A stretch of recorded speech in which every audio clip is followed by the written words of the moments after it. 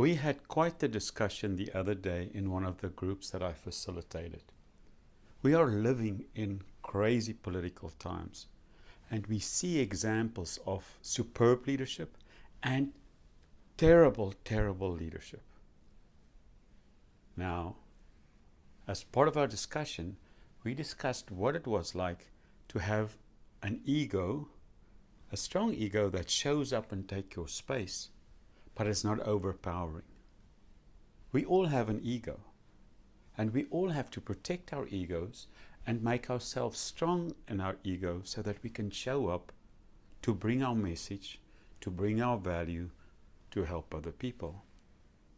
In our discussion, we discussed two things. First of all, the volume of your ego. And I developed a graph that actually speaks about this.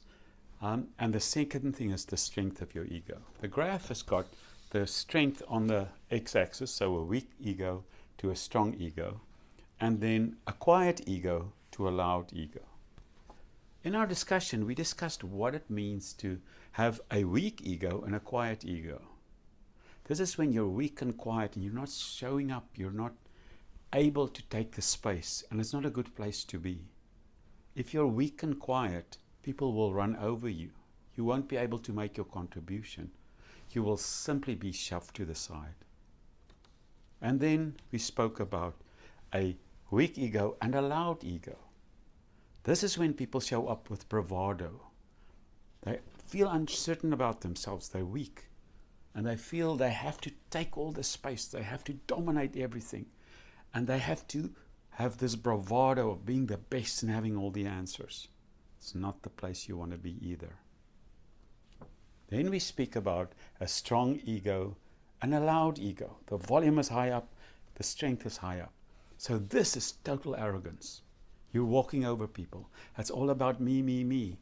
And it's just not a good place to be. No one wants to follow that leader.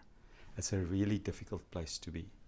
If they follow it, it's out of fear or out of something else. It's never out of just being good people and working well together. The real place where we want to live is when our ego is toned down. So it's a quiet, relatively quiet ego, but it's a strong ego. So you're taking your space, you're stepping up to the plate, and you're bringing your opinions, your leadership, your contribution, everything. You're strong enough to take the space. You speak up enough so that it's there, but it's not in everyone's face. We use that particular place as one of the core values of EOS system that I implement. I love it. We call it humbly confident. That means you're confident, you've done your homework, you've done your preparation, you're ready to do your work, but you're humble. You know that you don't have all the answers. You know that you need the rest of the team. You can be vulnerable, you can work together. So I want you to think about this. On the ego mastery continuum, in the quadrants, see if you can live as much as you possibly can in assertiveness. So with a strong ego, but a quiet ego. I hope this is helpful. When you see crazy stuff on television and elsewhere of leaders speaking and doing and all those things, I'm not going to go into the politics, but I want you to think of this and see who is showing up with a strong, quiet ego and who are the other in the other quadrants. And when we are leaders or just human beings, how can we show up humbly confident and bring our contribution? I hope this was helpful. There's joy to be found if you can be humbly confident and bring what you can to the world. Have a great week.